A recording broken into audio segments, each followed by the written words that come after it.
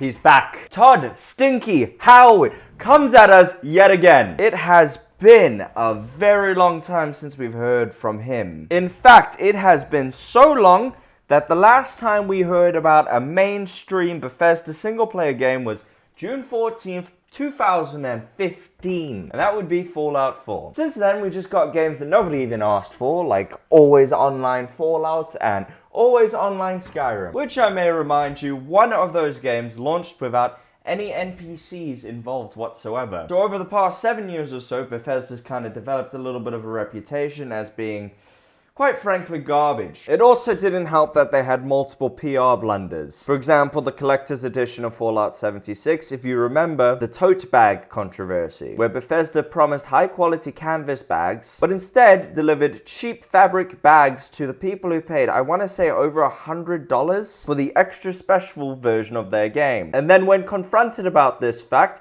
doubled down and said, no, we're not going to give you any refunds, and no, we're not going to rectify this error, leading to a class action lawsuit amongst some of the most loyal fans. So yeah, it's not exactly been rosy for them. However, the tone in the public eye started to shift when the announcement of a brand new single-player experience from the Titans themselves. That's right, we heard about Starfield, a new setting, a new fresh pair of eyes, and a brand new game with that special Bethesda polish. Some people couldn't contain themselves, some people were creaming. I was not one of them, because I have very little faith in them as a company. And after seeing the super amazing, spectacular, theatrical announcement of the game that they had yesterday on the showcase, I can proudly say, I still don't think it's going to be good. And here's why!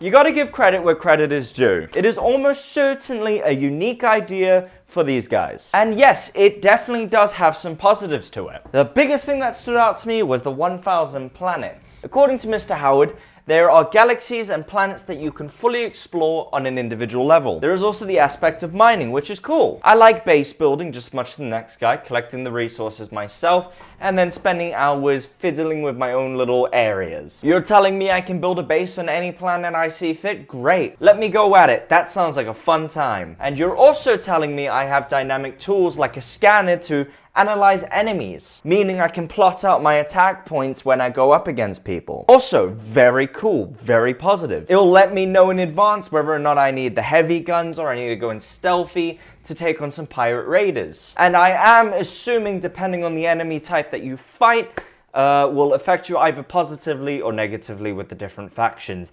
You know what Bethesda games are like? There has to be a faction. I mean, you Bethesda fanboys are starting to see a pattern with these games, right? You replace the word Grey Cloaks or whatever the hell they're called with the Institute, I'm pretty sure you're gonna get similar story beats in some ways. Just something for you to stew on while you're suckling on Howard's nutsack. And speaking of enemy AI, it seems that their loadout can lead to pretty unique kills. As you can see in this example I've put up in post-editing, where the procedurally generated trailer character shoots one in the back and they fly into the air. That could be pretty interesting. Although I have to say I highly doubt that will make it into the final product. Number 7, custom shipbuilding. You can't have a big space game without having a big spaceship. And allowing players to build their own spaceships in whatever way they want, that's fun. Really buys into the role-playing aspect of it, you know what I mean? If you want to be a speedy smuggler to get quickly across the galaxy, you might just forgo shields and weapons and just put it all into zooming, speed zooming. Or maybe you want a heavy brigade, so you can load out your gigantic ship with guns and rockets and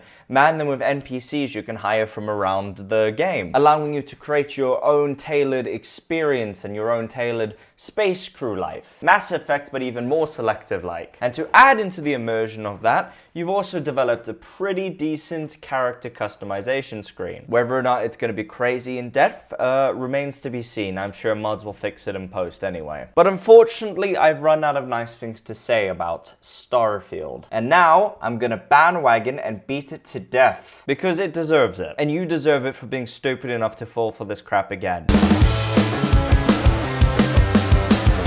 Could I state the obvious for you, my friend? The game looks like shit. The graphics just look ugly. Maybe it's just the environments we were shown in the trailer, but to me, it looks like they took Fallout's color palette and they were like, yep, that will do. Let's add this into our space game. And especially the alien NPCs. Oh my god, bro. Oh, hell no, man. What the fuck?